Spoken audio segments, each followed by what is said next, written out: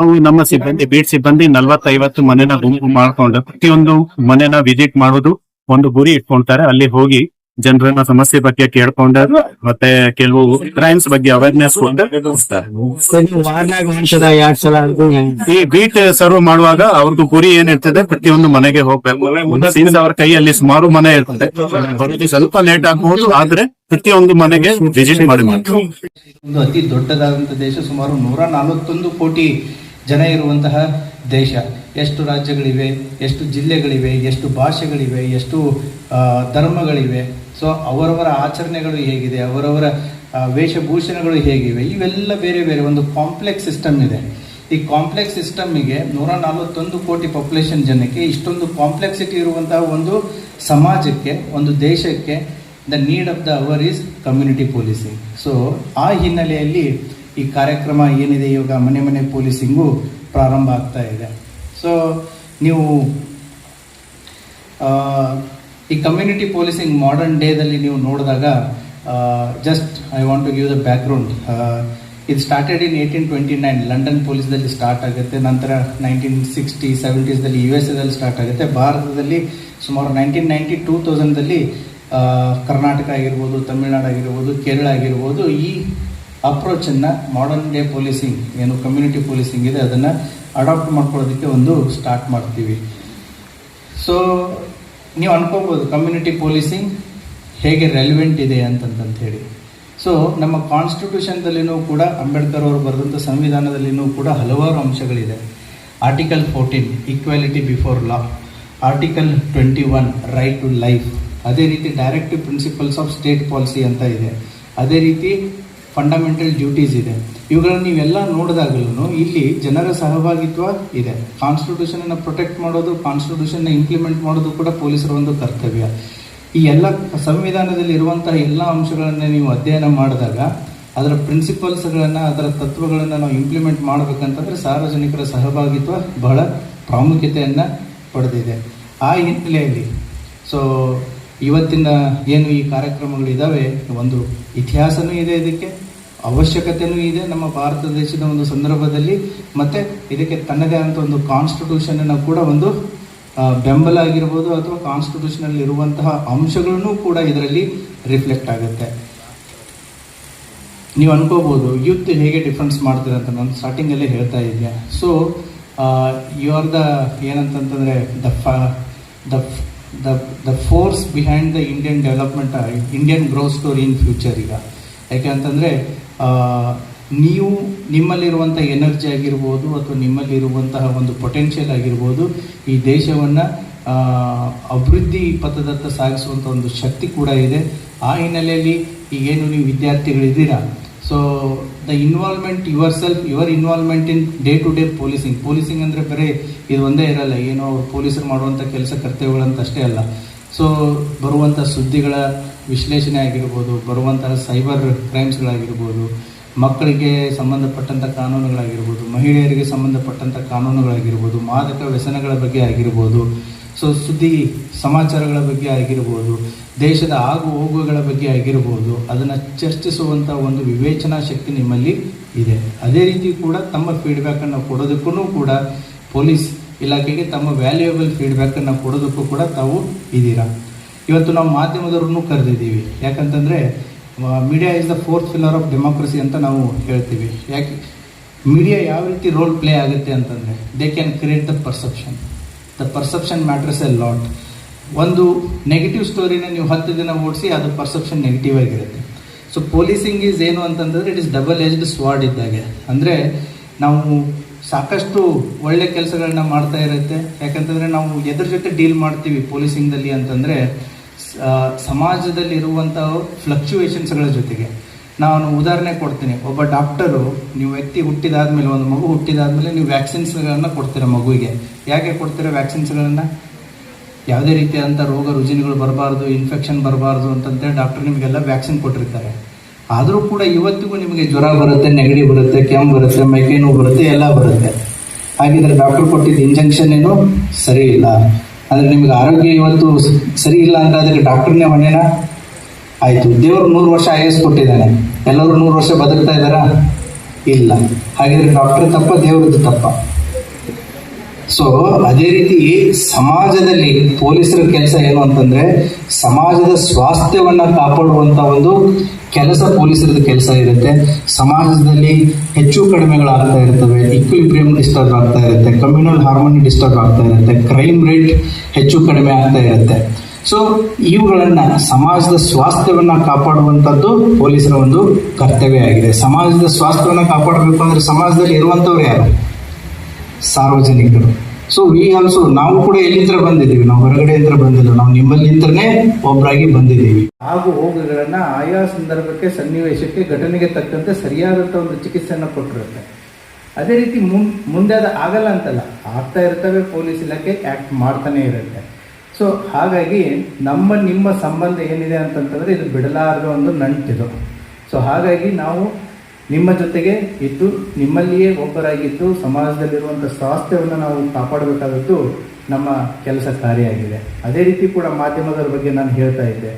ಅಂದರೆ ಮಾಧ್ಯಮ ಯಾಕೆ ಇವತ್ತು ಇಂಪಾರ್ಟೆಂಟ್ ರೋಲ್ ಪ್ಲೇ ಮಾಡುತ್ತೆ ಅಂತಂತಂದರೆ ದೇರ್ ಇನ್ವಾಲ್ವ್ಮೆಂಟ್. ಯಾಕಂತಂದರೆ ನಾನು ಸಾರ್ವಜನಿಕರನ್ನ ಮತ್ತು ಇಲಾಖೆ ಆಗಿರ್ಬೋದು, ಸಾರ್ವಜನಿಕರಾಗಿರ್ಬೋದು ಅಥವಾ ಸರ್ಕಾರ ಆಗಿರ್ಬೋದು, ಅಥವಾ ಸಾರ್ವಜನಿಕರು ಅಥವಾ ಸಮಾಜ ಆಗಿರ್ಬೋದು, ಹಾಗೂ ಹೋಗುಗಳನ್ನು ಚರ್ಚೆ ಮಾಡಿ ಅದನ್ನು ಡಿಸ್ಪ್ಲೇ ಮಾಡಿ ಅದನ್ನು ಪ್ರಿಂಟ್ ಮಾಡುವಂಥ ಶಕ್ತಿ ಯಾರಿಗಿದೆ? ಮಾಧ್ಯಮಕ್ಕಿದೆ. ಸೊ ಹಾಗಾಗಿ ಮಾಧ್ಯಮನೂ ಕೂಡ ಇವತ್ತಿನ ಮಾಡರ್ನ್ ಡೇ ಪೊಲೀಸಿಂಗ್ನಲ್ಲಿ they are also part of the community policing. So ಹಾಗಾಗಿ ಅವ್ರದ್ದು ಕೂಡ ಜವಾಬ್ದಾರಿ ಇದರಲ್ಲಿ ಬಹಳ ಇದೆ. ಸೊ ಏನಿದೆ ಚಾಲೆಂಜಸ್ಗಳು ಇದರಲ್ಲಿ? ಸೊ ಚಾಲೆಂಜಸ್ಗಳಿದೆ. ಯಾಕೆ ಅಂತಂದರೆ ನಾನು ಹೇಳ್ತಾ ಇದ್ದೆ ನಾನು ಸ್ಟ್ರೆಂತ್ ಬಗ್ಗೆ. ಯಾಕಂದರೆ ಇವತ್ತಿನ ಪಾಪ್ಯುಲೇಷನ್ಗೆ ಪೊಲೀಸ್ ಸ್ಟ್ರೆಂತ್ ಏನಿದೆ ನಾಟ್ ಮ್ಯಾಚೇಬಲ್. ಅಂದರೆ ಅವಶ್ಯಕತೆಗೆ ಎಷ್ಟು ಪೊಲೀಸ್ ಸ್ಟ್ರೆಂತ್ ಇರಬೇಕು ಅದು ಕಡಿಮೆ ಇದೆ. ಹಾಗಾಗಿ you will become ear and eyes of police. ನೀವು ನಮ್ಮ ಕಿವಿ ಮತ್ತು ಕಣ್ಣಾಗಿ ನೀವು ಇರ್ತೀರ ಸಮಾಜದಲ್ಲಿ. ಯಾಕಂದರೆ ನನ್ನ ಜಿಲ್ಲೆಯಲ್ಲಿ 1300 ಜನ ಸಿವಿಲ್ ಪೊಲೀಸ್ ಇದೆ. ಪಾಪ್ಯುಲೇಷನ್ನು ಸುಮಾರು 25 ಲಕ್ಷ ಜನ ಇದೆ. 700 ಹಳ್ಳಿ ಇದೆ. ಪ್ರತಿಯೊಬ್ಬ ಮನೆಗೂ ಪೊಲೀಸ್ ಕೊಡೋಕ್ಕೆ ಸಾಧ್ಯ ಇದೆಯಾ? ಇಲ್ಲ. But you can act as a police. ಯಾವ ರೀತಿ? ಪೊಲೀಸರಿಗೆ ಮಾಹಿತಿದಾರನಾಗಿ, ಪೊಲೀಸರ ಕಣ್ಣಾಗಿ, ಪೊಲೀಸರಿಗೆ ಸಾಕ್ಷಿಯಾಗಿ, ಪೊಲೀಸರಿಗೆ ಬೆನ್ನಿಗೆ ಬೆನ್ನು ಕೊಟ್ಟು, ಹೆಗಲಿಗೆ ಹೆಗಲು ಕೊಟ್ಟು ಜವಾಬ್ದಾರಿಯನ್ನು ಮಾಡೋದ್ರಲ್ಲಿ. ಸೊ ಸಾಕಷ್ಟು ಸರಿ ನಾವು ಬಂದೋಬಸ್ತ್ ಮಾಡ್ತಾ ಇರ್ತೀವಿ ಹಬ್ಬ ಹರಿದಿನಗಳಲ್ಲಿ. ನೀವೇ ವ್ಯಾಲಂಟಿಯರ್ಸ್ ಆಗಿ ಬರ್ತಾ ಇರ್ತೀರ. ಸೊ ಲಕ್ಷಾನುಗಟ್ಟಲೆ ಜನ ಸೇರಿದಾಗ 1000 ಪೊಲೀಸರು ಏನು ಮಾಡೋಕ್ಕಾಗುತ್ತೆ?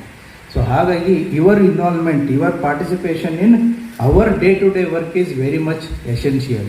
ಸೊ ನೀವು ಕೈ ಜೋಡಿಸಿದಾಗ ಏನಾಗುತ್ತೆ ಅಂತಂದರೆ ಒಂದು ಸಮಾಜದಲ್ಲಿ, ಒಂದು ಊರಲ್ಲಿ ಒಂದು ಸ್ವಾಸ್ಥ್ಯವನ್ನು ಕಾಪಾಡೋದ್ರಲ್ಲಿ ನಾವು ಯಶಸ್ವಿ ಆಗ್ತೀವಿ. ಆ ಹಿನ್ನೆಲೆಯಲ್ಲಿ ಇವತ್ತಿನ ಆಧುನಿಕ ಕಾಲದಲ್ಲಿ ಸಾರ್ವಜನಿಕರ ಸಹಭಾಗಿತ್ವ ಇನ್ನು ಪೊಲೀಸ್ ಇಲಾಖೆಯಲ್ಲಿ ಬಹಳ ಅವಶ್ಯಕತೆ ಇದೆ. ಸೊ ಅದಕ್ಕೆ ಏನು ಅಂತಂದರೆ ಈ ಪೊಲೀಸ್ ಇಲಾಖೆ ಹೇಗೆ ಯಾವ ರೀತಿ ಕೆಲಸ ಇದೆ ಅನ್ನೋದನ್ನಂತಂದರೆ ಒಂದು ಈ ಧೈರ್ಯ ಮತ್ತು ತ್ಯಾಗ. ಸೊ ಧೈರ್ಯ ಮತ್ತು ತ್ಯಾಗ ಈ ಪೊಲೀಸ್ ಇಲಾಖೆಯ ಒಂದು ಸಿಂಬಲೈಸಸ್ ಅಂದರೆ ಸಿಂಬಲ್ ಆಗಿ ಇದೆ. ಯಾಕೆ ಅಂತಂದರೆ ಇವೆರಡೂ ಇಲ್ಲ ಅಂತಂತಂದರೆ, ಒಂದು ಧೈರ್ಯ ಮತ್ತು ಒಂದು ತ್ಯಾಗ, ಇವೆರಡೂ ಇಲ್ಲ ಅಂತಂತಂದರೆ ಪೊಲೀಸಿಂಗ್ ಮಾಡೋದು ಕಷ್ಟ. ನೀವು ಯಾವುದೇ ಒಬ್ಬ ವ್ಯಕ್ತಿ ನೋಡಿ, ಒಬ್ಬ ಪೊಲೀಸು ಒಂದು ಜಾಗದಲ್ಲಿ ಒಂದು 4-5 ವರ್ಷ ಆ ಮನೆ ಪೊಲೀಸಿಗೆ ಏನೆಲ್ಲ ಕೆಲಸ ಕಾರ್ಯಗಳನ್ನು ನಾವು ಮಾಡ್ತೀವಿ ಅಂತಂತೇಳಿ ಮಾನ್ಯ IGP ಸಾಹೇಬರು ಇದನ್ನೊಂದು ಪ್ಯಾಂಪ್ಲೆಟನ್ನು ಬಿಡುಗಡೆ ಮಾಡ್ತಾರೆ. ಅದನ್ನು ಕೂಡ ನಿಮಗೆ ಕೊಡಲಾಗುತ್ತೆ. ಸೊ ಪೊಲೀಸರು ಇದನ್ನು ಮನೆಗೆ ಬಂದು ಇಡೀ ಜಿಲ್ಲೆಯಲ್ಲಿ ಪ್ರತಿಯೊಂದು ಮನೆಗೂ ಒಂದು ತಲುಪಿಸುವಂಥ ಕೆಲಸ ಕಾರ್ಯಗಳನ್ನು ಮಾಡ್ತಾರೆ.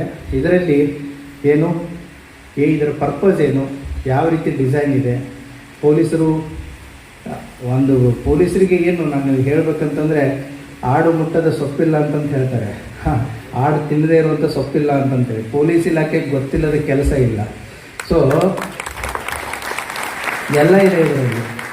ಅದೇ ಇದೆ, ನಾನು ಹೋರಾಡ್ತಾ ಇದ್ದೀವಿ ಅಂದರೆ ಸಮಾಜದ ಸ್ವಾಸ್ಥ್ಯ ಜೊತೆಗೆ ನಾವು ಕೆಲಸ ಮಾಡ್ತಾ ಇದ್ದೀವಿ ಅಂದರೆ ಸಮಾಜದಲ್ಲಿ ಆಗುವಂಥ ಪ್ರತಿಯೊಂದೂ ಎಷ್ಟರ ಮಟ್ಟಿಗೆ ನಾವು ಅದಕ್ಕೆ ರೆಸ್ಪಾನ್ಸ್ ಮಾಡೋಕ್ಕಾಗುತ್ತೆ. ನಮ್ಮ ಅಧಿಕಾರದ ಪರಿಮಿತಿಯಲ್ಲಿ, ಅಧಿಕಾರದ ಲಿಮಿಟೇಷನ್ಸ್ಗಳಲ್ಲಿ ಯಾವುದಕ್ಕೆ ಎಷ್ಟು ಯಾವ ಹಂತದಲ್ಲಿ ನಾವು ಅದಕ್ಕೆ ರೆಸ್ಪಾಂಡ್ ಮಾಡೋಕ್ಕಾಗುತ್ತೆ ಅನ್ನೋದನ್ನು ಕೂಡ ಇದರಲ್ಲಿ ಕೊಡಲಾಗಿದೆ. ಸೊ ಇದರಿಂದ ಯಾವ್ಯಾವ ರೀತಿಯ ಅನುಕೂಲಗಳು ನಿಮಗೆ ಆಗುತ್ತೆ, ಪೊಲೀಸ್ ಇಲಾಖೆಗೆ ಆಗುವಂಥ ಎಲ್ಲ ಅಂಶಗಳನ್ನ ಕೊಟ್ಟಿದ್ದೀವಿ. ಅದೇ ರೀತಿ ಕೂಡ ಸಾರ್ವಜನಿಕರ ಸೇವೆಗೋಸ್ಕರ ಸರ್ಕಾರದಿಂದ ರಚಿತವಾಗಿರುವಂಥ ಎಲ್ಲ ಏನೋ ಸಹಾಯವಾಣಿಗಳ ವಿವರಣೆ ಇದೆ. ಸೊ ಹೀಗಾಗಿ ಈ ಸರ್ಕಾರದ ಒಂದು ವಿನೂತನ ಕಾರ್ಯಕ್ರಮ, so the need of the awareness the community policing. So ಆ ಹಿನ್ನೆಲೆಯಲ್ಲಿ ಇವತ್ತಿನ ದಿನ ನಾವು ವಿಜಯಪುರ ಜಿಲ್ಲೆಯಲ್ಲಿ ಅಫಿಷಿಯಲ್ ಆಗಿ ಇವತ್ತು ನಾವು ಇದನ್ನು ಲಾಂಚ್ ಮಾಡಿದ್ದಾರೆ. ಈಗಾಗಲೇ ನಮ್ಮ ಹಳ್ಳಿಗಳಲ್ಲಿ ನಮ್ಮ ಪೊಲೀಸರು, ಬೀಟ್ ಪೊಲೀಸರು ಈಗಾಗಲೇ ಈ ಕಾರ್ಯಕ್ರಮವನ್ನು ಪ್ರಚುರ ಪಡಿಸ್ತಾ ಇದ್ದಾರೆ, ಮುಂದಿಡ್ತಾ ಇದ್ದೀವಿ. ದ ರಿಕ್ವೆಸ್ಟ್ ಏನು ಅಂತಂತಂದರೆ, please participate in it. So and we will work together for the better future. Thank you very much.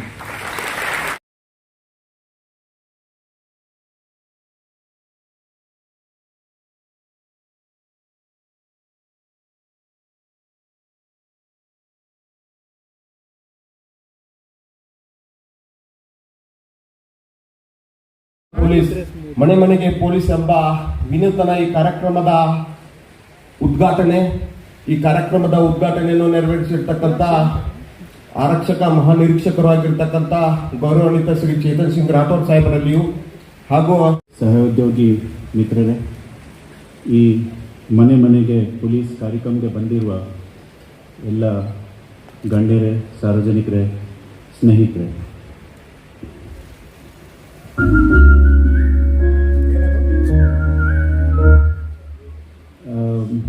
ಅದು ಉದ್ಘಾಟನಾ ಮ್ಯೂಸಿಕ್. ಈಗಾಗಲೇ ನಾವು ನೋಡಿದ್ದೀವಿ, ಲಕ್ಷ್ಮಣ್ ಅವರು, SP ಅವರು ಮಾತಾಡುವಾಗ ಮನೆ ಮನೆ ಪೊಲೀಸ್ ಬಗ್ಗೆ ಬಹಳ ಚೆನ್ನಾಗಿ ಕನ್ನಡದಲ್ಲಿ ಪೊಲೀಸಿಂಗ್ ಹಿಸ್ಟ್ರಿಯಿಂದ ತಗೊಂಡ ಈಗಿನ ದಿವಸನಲ್ಲಿ ಏನೇನು ನಡೆದಿದೆ ಮತ್ತು ಈ ಕಾರ್ಯಕ್ರಮ ಏನಿದೆ ಅದರ ಬಗ್ಗೆ ಎಲ್ಲ ಹೇಳಿದ್ದಾರೆ. ಹೇಳಿದ ಮೇಲೆ ನಾವು ಉದ್ಘಾಟಕರಾಗಿ ಬರ್ತೀವಿ, ನಾವು ಯೋಚನೆ ಮಾಡ್ತೀವಿ ಈಗ ಮುಂದೆ ಏನು ಮಾತಾಡೋಣ ಅಂತ. ಆಮೇಲೆ ಬಂದಿದ್ದರು ನಮ್ಮ ಶರಣು ಅವರು. ನನ್ನ ಮನಸ್ಸಿನಲ್ಲಿ ಏನಿತ್ತು, ಶರಣು ಅವರು ಹೇಳಿಬಿಟ್ಟಿದ್ದಾರೆ, ಇದು ಪ್ರೋಎಕ್ಟಿವ್ ಪೊಲೀಸ್ ಅಂತ. ಇಲ್ಲಿವರೆಗೆ ನಾವು ಮಾಡ್ತಾ ಬಂದಿದ್ದೀವಿ ರಿಯಾಕ್ಟಿವ್ ಪೊಲೀಸ್ ಅಂತ. ರಿಯಾಕ್ಟಿವ್ ಅಂದರೆ ನಾವು ಸ್ಟೇಷನಲ್ಲಿ ಕುತ್ಕೊಳ್ತೀವಿ, ನಾವು ಘಟನೆ ಆಗಿದ್ರೆ ಬಂದು ಕಂಪ್ಲೇಂಟ್ ಕೊಡಿ, ನಾವು ಸಮಾಧಾನ ಮಾಡ್ತೀವಿ. ಈಗ ಮನೆಗೆ ಹೋಗಿ ನಾವು ಸಮಸ್ಯೆಗಳನ್ನು ಕೇಳಿಕೊಂಡು ಅಲ್ಲೇ ಅದನ್ನು ಸಮಾಧಾನ ಮಾಡಲಿಕ್ಕೆ ಪ್ರಯತ್ನ ಮಾಡ್ತೀವಿ. ಆಮೇಲೆ ಬಂದಿದ್ದರು ನಮ್ಮ ಹವಲ್ದಾರ್ ಅವರು, ಅಡಿವೆಪ್ಪ ಅವರು, ಪ್ರೇಮಾನಂದ್ ಅವರು, ಧನ್ರಾಜ್ ಅವರು, ಅಶೋಕ್ ಮತ್ತು ಕೋನೆದಾಗಿ ಸಿದ್ದು ಅವರು. ಅಶೋಕ್ ಅವರು ಇನ್ನುಳಿದ ನಾನು ಏನೇನು ಯೋಚನೆ ಮಾಡಿದೆ, ಈ ಎಲ್ಲ ವಕ್ತಾಗಳು ಒಂದೊಂದು ಪಾಯಿಂಟ್ ಎಲ್ಲ ನನ್ನಿಂದ ಕಿತ್ಕೊಂಡು ಈಗ ನನ್ನ ಹತ್ತಿರ ಏನು ಉಳಿದಿಲ್ಲ, ಮಾತಾಡಲಿಕ್ಕೆ ಏನು ಉಳಿದಿಲ್ಲ ನಿಜವಾಗಿ. ಆದರೆ ರಿಪಿಟೇಷನ್ ಕಾಸ್ಟ್ನಲ್ಲಿ ಹೇಳ್ತೀನಿ, ಈ ಮನೆ ಮನೆಗೆ ಪೊಲೀಸಿಂಗ್ನಲ್ಲಿ ಪೊಲೀಸರು ತಮ್ಮ ಮನೆಗೆ ಬರ್ತಾರೆ, ಸಮಸ್ಯೆಗಳನ್ನು ಕೇಳ್ಕೊಡ್ತಾರೆ. ನೀವು ಕೂಡ ನಿಮ್ಮ ಸಮಸ್ಯೆಗಳನ್ನು ಬಿಚ್ಚಿಟ್ಟು ಹೇಳಬಹುದು. ಏನು ಸಮಸ್ಯೆ ಇಲ್ಲಾಂದ್ರೂ ಸಹ 4-5 ನಿಮಿಷ ಅವರಿಗೆ ಕುತ್ಕೊಳ್ಳಿಕ್ಕೆ ಅವಕಾಶ ಕೊಡಿ, ಅವರ ಜೊತೆಗೆ ಮಾತಾಡಿ, ನಿಮ್ಮ ಸಹೋದರರು ಅಂತ ಟ್ರೀಟ್ ಮಾಡ್ಕೊಂಡು ನೀವು ಕಳಿಸಿ ಅಂತ ನಾನು ನಿಮ್ಮೆಲ್ಲರಿಗೆ ಕೇಳಿಕೊಡ್ತೀನಿ. ಇದು ಒಂದು ಮನೆ ಮನೆಗೆ ಪೊಲೀಸಿಂಗ್ ನಮ್ಮ ಮಾನ್ಯ ಗೃಹ ಸಚಿವರು ಮಾರ್ಗದರ್ಶನ ಅಂತೆ, ನಮ್ಮ DGN IGP ಸಾಹೇಬರು ಡಾಕ್ಟರ್ ಸಲೀಂ ಅವರ ನಿರ್ದೇಶನ ಅಂತೆ ಈಗ ನಾವು ವಿಜಯಪುರ ಪೊಲೀಸ್ನಲ್ಲಿ ಸಹ ಇದನ್ನು ಅಳವಡಿಸ್ತಾ ಇದ್ದೀವಿ. ತಮ್ಮೆಲ್ಲರ ಸಹಕಾರ ಬೇಕಾಗಿರುತ್ತದೆ. ತಮ್ಮೆಲ್ಲರಿಗೆ ವಂದನೆಗಳು, ಇಷ್ಟು ಸಂಖ್ಯೆಯಲ್ಲಿ ಬಂದು ಕೊನೆಯವರೆಗೆ ಕೇಳ್ಕೊಳ್ಳಿಕ್ಕೆ. ವಿಶೇಷವಾಗಿ ನಮ್ಮ ಯುವತಿಯರು ಸುಮಾರು ಸ್ಟೂಡೆಂಟ್ಸ್ ಬಂದಿದ್ದಾರೆ, ನಾನು ನೋಡ್ತಾ ಇದ್ದೀನಿ. ಮನೆ ಮನೆಗೆ ಪೊಲೀಸಿಂಗ್ ಬಗ್ಗೆ ಸಾಕಷ್ಟು ಮಾತಾಯಿತು. ಈಗ ನೀವು ಎಲ್ಲರಿಗೆ, ವಿಶೇಷವಾಗಿ ನಮ್ಮ ಯುವಕರಿಗೆ ನಾನು 3 ಮಾತು ಹೇಳಲಿಕ್ಕೆ ಬಯಸ್ತೀನಿ. ಫಸ್ಟ್ ಥಿಂಗ್ ಈಸ್, ನಾವು ಈ ಹಿಂದೆ ನೋಡಿದ್ದೀವಿ ನಮ್ಮ ಹಳ್ಳಿನಲ್ಲಿ, ನಮ್ಮ ಟೌನ್ನಲ್ಲಿ ಈ ಹಿಂದೆ ಸುಮಾರು ಮನೆ ಕಳ್ಳತನ ಆಗ್ತಿತ್ತು, ವೆಹಿಕಲ್ ಕಳ್ಳತನ ಆಗ್ತಿತ್ತು, ಈಗಲೂ ಆಗ್ತಾ ಇದೆ. ಬಟ್ ಅದಕ್ಕಿಂತ ಜಾಸ್ತಿ ಈಗ ಪ್ರಾಪರ್ಟಿ ನಮ್ಮದು ಸೈಬರ್ ಕ್ರೈಮ್ನಲ್ಲಿ ಹೋಗ್ತಾ ಇದೆ. ತಮ್ಮೆಲ್ಲರಿಗೆ ಗೊತ್ತಿರಬಹುದು, ಬಹುಶಃ ನಿಮಗೆ ಯಾರು ವಿಕ್ಟಿಮ್ ಆಗಿದೆ ಅಂತಾನೆ ಗೊತ್ತಿರಬಹುದು ಅಂತ ಅನ್ಕೊಳ್ತೀನಿ. So just for the sake of ನಿಮಗೆ ಎಷ್ಟು ನಾಲೆಜ್ ಇದೆ ಅಂತ ನಾನು ಕೇಳಿಕೊಡ್ತೀನಿ. ಈ ಡಿಜಿಟಲ್ ಅರೆಸ್ಟ್ ಬಗ್ಗೆ ಯಾರ್ಯಾರಿಗೆ ಗೊತ್ತಿದೆ ಸ್ವಲ್ಪ ಕೈ ಎತ್ತಬೇಕು. ಡಿಜಿಟಲ್ ಅರೆಸ್ಟ್ ಅಂದರೆ ಏನು? 3-4 ಜನಕ್ಕೆ ಮಾತ್ರ ಗೊತ್ತಿದ್ರೆ ನಾಳೆ ನೀವು ಆ ಸಮಸ್ಯೆಗೆ ಒಳಗಡೆ ಬಂದ್ಬಿಡ್ತೀರಿ. ಸೊ ದಯವಿಟ್ಟು ಡಿಜಿಟಲ್ ಅರೆಸ್ಟ್ ಅಂದರೆ ಏನು? ಈಗ ಎಲ್ಲ ಕೈಯಲ್ಲಿ ಮೊಬೈಲ್ ತಗೊಂಡು ನೀವು ಗೂಗಲ್ ಸರ್ಚ್ ಮಾಡ್ತಾ ಇದ್ದೀರಲ್ಲ, ಗೊತ್ತಿರಬಹುದು ನಿಮಗೆ ಡಿಜಿಟಲ್ ಅರೆಸ್ಟ್. ಹೇಳಲಿಕ್ಕೆ ನೀವು ಬಯಸ್ತಾ ಇಲ್ಲ. ಆ ಮಾತನ್ನ ನೀವು ನಿಮ್ಮ ಕುಟುಂಬನವರಿಗೆ ಹೇಳ್ಕೊಡ್ಬೇಕು. ಯಾವ ಥರ ಜನ ಮೋಸ ಮಾಡ್ತಾ ಇದ್ದಾರೆ. ನಿಮಗೆ ಡೆಬಿಟ್ ಕಾರ್ಡ್ ನಾಳೆ ಬಂದ್ ಆಗುತ್ತೆ, ನಿಮ್ಮ ATM ಕಾರ್ಡ್ ನಾಳೆ ಬಂದ್ ಆಗುತ್ತೆ, ಆಧಾರ್ ಅಪ್ಡೇಟ್ ಆಗಿಲ್ಲ, ನಿಮಗೆ ಒಂದು OTP ಬರ್ತದೆ, ಅಂತ ಕಾಲ್ ಬಂದಿದೆ ಈಗ, ನಾಳೆಯಿಂದ ನಿಮ್ಮ ಅಥವಾ 2 ತಾಸು ನಂತರ ನಿಮ್ಮ ಡೆಬಿಟ್ ಕಾರ್ಡ್ ಬಂದಾಗುತ್ತೆ, ಬೇಗ ಒಂದು OTP ಕೊಡಿ. ಯಾರೊಬ್ರಿಗೆ ಕಾಲ್ ಬಂದಿದ್ಯಾ? ಕೈ ಎತ್ತಿ. ಸರಿ, ನಿಮಗೆ ಗೊತ್ತಿದ್ರೆ ನೀವು ಅವರಿಗೆ ಅದೇ ಥರ ರಿಪ್ಲೈ ಗೊತ್ತಿರಬೇಕು. ಬಹುಶಃ ನಿಮಗೆ ಗೊತ್ತಿರಬಹುದು ಈ ಥರ ಮೋಸ ಮಾಡ್ತಾರೆ. ವಾಟ್ಸಪ್ ಗ್ರೂಪ್ನಲ್ಲಿ ನೀವು ಎಲ್ಲ ಹಗಲು ರಾತ್ರಿ ಬ್ಯುಸಿ ಇರ್ತೀರಿ, ಬಹಳ ಕಠಿಣ ಪರಿಶ್ರಮ ಮಾಡ್ತೀರಿ. ಅದರಲ್ಲಿ ಯಾವ್ಯಾವ ಮೆಸೇಜ್ ಬಂದಿದೆ, ಗುಡ್ ಮಾರ್ನಿಂಗ್, ಗುಡ್ ನೈಟ್, ಅದರ ಮಧ್ಯದಲ್ಲಿನ ಒಂದು ಬಂದ್ಬಿಡ್ತದೆ. ನಿಮಗೆ ಮನೆಯಲ್ಲಿ ಕುತ್ಕೊಂಡು 9,000, 10,000, 15,000 ಪರ್ ತಾಸ್ ನಿಮಗೆ ಸಂಬಳ ಸಿಗ್ತದೆ ಅಂತ ಪಾರ್ಟ್ ಟೈಮ್ ಜಾಬ್ ಮಾಡಿಕೊಡಿ. ನೋಡಿದ್ದೀರಾ ಎಷ್ಟು ಜನ? ಸ್ವಲ್ಪ ಕೈ ಎತ್ತಿ. ಈಗ ನೋಡಿ ಎಷ್ಟು ಜನ ಅನ್ಎಂಪ್ಲಾಯ್ಡ್ ಹುಡುಗರು ಹುಡುಗಿಯರು ಅಲ್ವಾ? ಸೊ ನೀವು ಒಳಗಡೆ ಹೋಗಿ ನೋಡಿದ್ದೀರಾ? ಜನರಲಿ ಅವರು ಏನು ಮಾಡ್ತಾರೆ, ನಿಮಗೆ ಯೂಟ್ಯೂಬ್ನಲ್ಲಿ ಕೆಲವು ವಿಡಿಯೋ ಲೈಕ್ ಮಾಡಲಿಕ್ಕೆ ನಿಮಗೆ ದುಡ್ಡು ಬರ್ತದೆ, ಅವು ಎಲ್ಲ ಎಲ್ಲಿಯೋ ಮುಂದೆ ಹೋಗಿ ನೋಡಿದ್ದೀರಾ ಏನಾಗ್ತದೆ? ದುಡ್ಡು ಕೇಳ್ತಾರೆ ನಿಮಗೆ. ಸ್ವಲ್ಪ ನಿಮಗೆ 150 ರೂಪೀಸ್ ಆಮಿಷ್ ಕೊಟ್ಟು ಆಮೇಲೆ ನಿಮಗೆ ದುಡ್ಡು ಕೊಡ್ತಾ ಇರ್ತಾರೆ, ಕೇಳ್ತಾ ಇರ್ತಾರೆ, ನೀವು ಕೊಡ್ತಾ ಇರ್ತೀರಿ ಅಂತ. ಸೊ ಇದು ಒಂದು ಇದೆ. ಈ ಹಿಂದೆ ಲಾಟ್ರಿ ಸಿಕ್ಕಿದೆ ಅಂತ ಒಂದು ಮೆಸೇಜ್ ಬರ್ತಿತ್ತು, ಇಮೇಲ್ ಮುಖಾಂತರ, SMS ಮುಖಾಂತರ. ಇದು these all are part of cyber crime. ನಿಮಗೆ ಗೊತ್ತಿದ್ರೆ ದಯವಿಟ್ಟು ಇದನ್ನು ನೀವು ನಿಮ್ಮ ಕುಟುಂಬನವರಿಗೆ ಹಂಚಿಕೆ ಮಾಡಿ. ಎಸ್ಪೆಷಲಿ ದ ಏಜೆಡ್ ಪರ್ಸನ್, ನಿಮ್ಮ ಈ ಪೆನ್ಷನರ್ಸ್ ಇರ್ತಾರೆ, ಅವರಿಗೆ ಹೇಳಿ ಈ ಥರ ನಡೀತಾ ಇದೆ, ಇದರಲ್ಲಿ ನಾವು ಬರಬಾರ್ದು. ಯಾಕೆಂದರೆ ಒಂದು ಡಿಜಿಟಲ್ ಅರೆಸ್ಟ್ಗೆ ಒಳಗಾಗಿ ನಮ್ಮ ಬೆಳಗಾಂ ಜಿಲ್ಲೆನಲ್ಲಿ ಒಬ್ಬರು ರಿಟೈರ್ಡ್ ದಂಪತಿಗಳು 70-80 ಇಯರ್ ಓಲ್ಡ್ ಸುಸೈಡ್ ಮಾಡ್ಕೊಂಡಿದ್ದಾರೆ. ಯಾವ ಮಟ್ಟಕ್ಕೆ ಹೋಗುತ್ತೆ ಸೈಬರ್ ಕ್ರೈಮ್? ಎಲ್ಲಿಯೋ ಯಾವುದೇ ಮೂಲೆಗೆ ಕುತ್ಕೊಂಡು, ವೆಸ್ಟ್ ಬಂಗಾಲ್, ಜಾರ್ಖಂಡ್ನಲ್ಲಿ ಕುತ್ಕೊಂಡು ಇಲ್ಲಿ ಬೆಲ್ಗಾಂನಲ್ಲಿ ಒಬ್ಬ ಮುದುಕಿಗೆ ಕೊಲೆ ಮಾಡಿಸಿದ್ದಾರೆ. ಅವರು ಕೊಲೆನೇ ಇದೆ, ಸುಸೈಡ್ ಮಾಡ್ಕೊಂಡಿಲ್ಲ, ಅವರೇ ಕೊಲೆ ಮಾಡಿದ್ದಾರೆ. ಸೊ ಸೈಬರ್ ಕ್ರೈಮ್ ಒಂದು. ಎರಡನೇದು, ನೀವು ನ್ಯೂ ಏಜ್ನವರು ಇದ್ದೀರಿ, ಮತ್ತೆ ನಮ್ಮ ಇವರು ಅಶೋಕ್ ಅವರು ಬಹುಶಃ ಹೇಳಿದರು, ಎಲ್ಲ ನೀವು ಕಿತ್ಕೊಂಡಿದ್ದೀರಿ ನನ್ನ ಸಬ್ಜೆಕ್ಟ್. ಆದರೆ ರಿಪಿಟೇಷನ್ ಕಾಸ್ಟ್ನಲ್ಲಿ ಹೇಳ್ತೀನಿ, ಈ ಮಾದಕ ದ್ರವ್ಯದಿಂದ ಸ್ವಲ್ಪ ದೂರ ಇರಬೇಕು. ನಿಮ್ಮ ಈಗ ವಯಸ್ಸು ಯಾವ ಥರ ಇದೆ, that you will be attracted toward narcotic substances, ಮಾದಕ ದ್ರವ್ಯಗಳು. ಸ್ವಲ್ಪ ದೂರ ಇರಬೇಕು. ದೂರ ಅಲ್ಲದೆ ಎಲ್ಲಿ ನಡೀತಾ ಇದೆ ಅದರ ಬಗ್ಗೆ ಪೊಲೀಸರಿಗೆ ಮಾಹಿತಿ ಕೊಟ್ಟು ಈ ಸಮಸ್ಯೆ, ಈ ಬಹಳ ಕೆಟ್ಟ ಸಮಸ್ಯೆಗೆ ಒಂದು ಕಡಿವಾಣ ಹಾಕಲಿಕ್ಕೆ ನಮ್ಮ ಕೈ ಜೋಡಿಸಬೇಕು. ಮೂರನೇದು, ಈಗಾಗಲೇ ನಮ್ಮ ಎಲ್ಲ ವಕ್ತರು ಎಲ್ಲ ಲಿಸ್ಟ್ ಔಟ್ ಮಾಡಿದ್ರು, ಮತ್ತೆ ನಾನು ರಿಪೀಟ್ ಮಾಡ್ತೀನಿ. ಯಾವ ಥರ ಬಾರ್ಡರ್ನಲ್ಲಿ ಪೊಲೀಸರು, ನಮ್ಮ ಸೋಲ್ಜರ್ಸ್ಗಳು ಪ್ರೊಟೆಕ್ಷನ್ ಕೊಡ್ತಾರೆ, ದೇಶ ಒಳಗಡೆ ಪೊಲೀಸರು ಪ್ರೊಟೆಕ್ಷನ್ ಕೊಡ್ತಾರೆ. ಅದು ನಿಮಗೆ ಸ್ವಲ್ಪ ವಯಸ್ಸಾದ ನಂತರ ಗೊತ್ತಾಗುತ್ತೆ. ಕರೋನಾ ಬಗ್ಗೆ ಬಹುಶಃ ನಿಮ್ಮೆಲ್ಲರಿಗೆ ಗೊತ್ತಿರಬಹುದು, 5 ವರ್ಷ ಹಿಂದೆನೇ ಆಗಿದೆ. ರೋಡ್ ಮೇಲೆ ನಿಂತ್ಕೊಂಡು ಯಾರು ಅದನ್ನು ಇನ್ಫೋರ್ಸ್ ಮಾಡಿದ್ದು? ಲಾಕ್ಡೌನ್ಗೆ ಇನ್ಫೋರ್ಸ್ ಮಾಡುವಾಗ ಯಾರಿದ್ರು ರೋಡ್ ಮೇಲೆ? ಸೊ ದೇಶ ಒಳಗಡೆ ಏನಾದರೂ ಸಮಸ್ಯೆ ಬಂದರೆ ನಾಳೆ ನಿಮ್ಗೇನ ಕೇಳ್ತೀನಿ, ನಿಮ್ಮ ಮನೆ ಪಕ್ಕದಲ್ಲಿ ರಾತ್ರಿಗೆ ನೀವು 2 ಗಂಟೆಗೆ ಎದ್ದುವಾಗ ಪಕ್ಕದಿಂದ ಒಂದು ಲೈಟ್ ಬರ್ತಾ ಇದೆ. ಲೈಟ್ ಬಂದ ತಕ್ಷಣ ನಿಮಗೆ ಮನಸ್ಸಿನಲ್ಲಿ ಬಂತು ಏಲಿಯನ್ ಬಂದಿದ್ದಾರೆ ಅಂತ, ಬೇರೆ ಗ್ರಹದಿಂದ ಏಲಿಯನ್ ಬಂದಿದ್ದಾರೆ. ನೀವು ಯಾರಿಗೆ ಫೋನ್ ಮಾಡ್ತೀರಿ ಹೇಳಿ? ಪೊಲೀಸರು ಬಂದು ಏನು ಮಾಡಬೇಕು? ಏಲಿಯನ್ ಬಂದಿದ್ದಾರೆ ಅಲ್ಲ. ಸೊ ಬೇಸಿಕ್ಲಿ ಪೊಲೀಸರು ಅಂದರೆ ಫಸ್ಟ್ ರೆಸ್ಪಾಂಡರ್. ಕಂಟ್ರಿ ಒಳಗಡೆ ನಿಮಗೆ ರಕ್ಷಣೆ ಕೊಡೋದು ಫಸ್ಟ್ ಯೋಚನೆ ಬರ್ತಾ ಇದ್ರು. ಎಷ್ಟು ಕೆಟ್ಟ ಅವರದ್ದು ಸಂಗತಿ ಇದ್ರೂ ಸಹ, ಅವರ ಬಗ್ಗೆ ಎಷ್ಟು ಕೆಟ್ಟ ನಿಮಗೆ ಹೇಳಿಕೊಟ್ಟರು ಸಹ ನೀವು ಫಸ್ಟ್ ಸಹಾಯ ತಗೊಳ್ಳಿಕ್ಕೆ ಅವರ ಹತ್ತಿರನ ಹೋಗ್ತೀರಿ ಅಲ್ವಾ? ಸೊ ಈ ಮಾತನ್ನ ಹಿಡಿದ್ರೆ, ಈಗ ಮನ್ಗುಡಿ ಬಗ್ಗೆ ಕೂಡ ಇಬ್ರು ಮಾತಾಡಿದಿರಿ. ಆ ಕಳ್ಳರು, ನೀವು ಎಲ್ಲರೂ ಓದಿರ್ಬೇಕು ನ್ಯೂಸ್ ಪೇಪರ್ನಲ್ಲಿ, 4 ತಿಂಗಳು ಹಗಲು ರಾತ್ರಿ ಅವರು ಬಹಳ ಪರಿಶ್ರಮ ಮಾಡಿ, ಬಹಳ ವೆಬ್ ಸೀರೀಸ್ ನೋಡಿ, ಮೂವಿ ನೋಡಿ, 4 ತಿಂಗಳು ಬಹಳ ಪರಿಶ್ರಮ ಮಾಡಿ ಈ 50 ಕೋಟಿಯಿಂದ ಮೇಲ್ಪಟ್ಟ ಗೋಲ್ಡ್ ಕಳ್ಳತನ ಮಾಡ್ಕೊಂಡು ಹೋಗಿದ್ದಾರೆ. ನಮ್ಮ ಪೊಲೀಸರು 1 ತಿಂಗಳು ಹಗಲು ರಾತ್ರಿ ಕೆಲಸ ಮಾಡಿ ಅದನ್ನು ಹಿಡಿದಿದ್ದಾರೆ. ಯಾರು ದೊಡ್ಡವರು? ಸೊ ಪೊಲೀಸ್ ಇಲಾಖೆಗೆ ನೀವು ಎಲ್ಲ ಸೇರಬೇಕು ಅಂತ ನಿಮಗೆ ಕೇಳ್ಕೊಡ್ತಾ ಇದ್ದೀನಿ. ನಮ್ಮ ಇಲಾಖೆನಲ್ಲಿ 4 ಹಂತದಲ್ಲಿ ರಿಕ್ರೂಟ್ಮೆಂಟ್ ಆಗ್ತಾ ಇರೋದು. ಒಂದು ಕಾನ್ಸ್ಟೇಬಲ್ ಹಂತದಲ್ಲಿ, ಒಂದು ಸಬ್ ಇನ್ಸ್ಪೆಕ್ಟರ್ ಹಂತದಲ್ಲಿ, ಒಂದು DYSP ಹಂತದಲ್ಲಿ ಆ್ಯಂಡ್ ಒಂದು IPS ಹಂತದಲ್ಲಿ. ನೀವು ಸಾಮರ್ಥ್ಯ ಇದೆ, ನಿಮ್ಮ ಹತ್ತಿರ ಸಾಮರ್ಥ್ಯ ಇದೆ, ದೈಹಿಕ ಸಾಮರ್ಥ್ಯನ ಇರಬೇಕು, ಬೌದ್ಧಿಕ ಸಾಮರ್ಥ್ಯನ ಇರಬೇಕು. ದಯವಿಟ್ಟು ನಮ್ಮ ಕಡೆ ಬರ್ರಿ, ನಮ್ಮ ಇಲಾಖೆಗೆ ಸೇರ್ಕೊಳ್ಳಿ. ಇನ್ನೊಮ್ಮೆ ಇಷ್ಟು ಸಂಖ್ಯೆಯಲ್ಲಿ ಬರಲಿಕ್ಕೆ ತಮ್ಮೆಲ್ಲರಿಗೆ ವಂದನೆಗಳು. ಜೈ ಹಿಂದ್, ಜೈ ಕರ್ನಾಟಕ.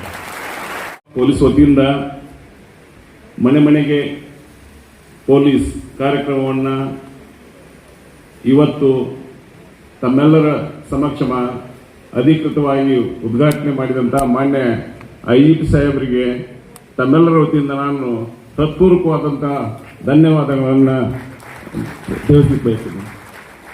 ಸರ್, ಒಂದು ವಿಚಾರ ತಂದು ಸರ್, ಇಲ್ಲಿ ಇದೇ ವೇದಿಕೆಯಲ್ಲಿ ಸರ್ಕಾರದ ಹಲವಾರು ಕಾರ್ಯಕ್ರಮಗಳಿಗೆ ನಾವು ಗೆಸ್ಟ್ ಅಂತ ಬಂದು ಕೂತಿದ್ವಿ ಸರ್. ಇಲ್ಲಿ ಈ ಕಾರ್ಯಕ್ರಮ ನಡೆಯೋದಕ್ಕಿಂತ ಮುಂಚೆನೇ ಅರ್ಧ ಖಾಲಿ ಆಗಿರ್ತಿದ್ರು ಸರ್. ಆನಂತರ ಕಾರ್ಯಕ್ರಮ ನಡೆದ ಆನಂತರ ಉಳಿದ ಸಂಘಟಕರಷ್ಟೇ ಉಳಿತಿದ್ರು ಸರ್. ಇಲ್ಲಿ ಅಂದ್ರೆ ನಮ್ಮ ಮನೆಗೆ ಕಾರ್ಯಕ್ರಮವನ್ನು ಎಲ್ಲರೂ ಒಪ್ಕೊಂಡಿದ್ದಾರೆ ಸರ್. ಈಗ ಎಲ್ಲರೂ ಸ್ಪಂದನೆ ಮಾಡ್ತಾರಂತೇಳಿ ಈ ಅವರ ಹಾಜರಾತಿ ಇಟ್ಸೆಲ್ಫ್ ನಮ್ಗೆ ಸಪೋರ್ಟ್ ಮಾಡ್ತಾರೆ ಅಂತೇಳಿ ಈ ಸಂದರ್ಭ ಹೇಳಿ ಬಯಸ್ತೇನೆ.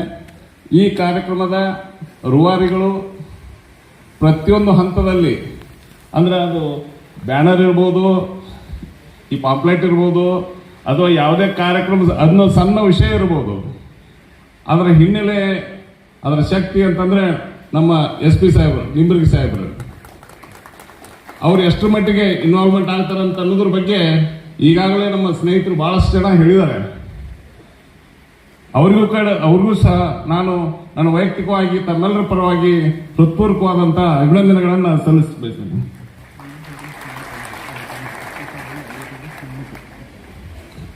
ಈ ಕಾರ್ಯಕ್ರಮದ ಅಂಗವಾಗಿ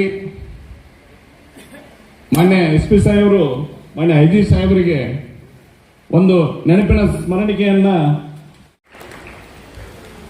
ಮಾನ್ಯ IG ಸಾಹೇಬರು ನಮ್ಮ ಪೊಲೀಸ್ ಕುಟುಂಬದ ಸದಸ್ಯನಾಗುವಂತೇಳಿ ತಮ್ಗೆಲ್ಲರ ಯುವ ಮಿತ್ರರಿಗೆ ಹಾರೈಸಿದ್ದಾರೆ. ಅವರಿಗೂ ನಾನು ಮತ್ತೊಮ್ಮೆ ಹೃತ್ಪೂರ್ವಕವಾದ ಧನ್ಯವಾದ ಹೇಳ್ತೀನಿ. ಆಮೇಲೆ ವೇದಿಕೆ ಮೇಲಿರುವ ನನ್ನ ಸ್ನೇಹಿತರಾದಂಥ ಮಾರ್ಯಾಳವರಿಗೂ ಸಹಿತ ಹೃತ್ಪೂರ್ವಕವಾದ ಧನ್ಯವಾದ ಹೇಳ್ತೀನಿ. ಈ ಕಾರ್ಯಕ್ರಮಕ್ಕೆ ಆಗಮಿಸಿರುವ ಎಲ್ಲ ಹಿರಿಯರಿಗೆ, ಆಮೇಲೆ ತಮ್ಮ ಅತ್ಯದ್ಭುತ ಒಂದು ಸಲಹೆ ಸೂಚನೆಗಳನ್ನ, ಆಮೇಲೆ ಈ ಒಂದು ಯೋಜನೆ ಬಗ್ಗೆ ತಮ್ಮ ಅನಿಸಿಕೆಗಳನ್ನ ಹೇಳಿದಂತ ಎಲ್ಲರಿಗೂ ಸಹಿತ, ಹಾಗೂ ಹಿರಿಯರಿಗೆ, ವಿಶೇಷವಾಗಿ ಯುವಕರಿಗೆ ಎಲ್ಲರಿಗೂ ಸಹಿತ ಈ ಕಾರ್ಯಕ್ರಮಕ್ಕೆ ನಾವು ಹೆಚ್ಚಿನ ಸಂಖ್ಯೆಯಲ್ಲಿ ಆಗಮಿಸಿ ಒಂದು ಯಶಸ್ವಿಗೊಳಿಸಿದ್ದಕ್ಕಾಗಿ ಹೃತ್ಪೂರ್ವಕವಾದಂತಹ ಅಭಿನಂದನೆಗಳನ್ನು, ಧನ್ಯವಾದಗಳನ್ನು ಹೇಳಿ ಬಯಸ್ತೇನೆ.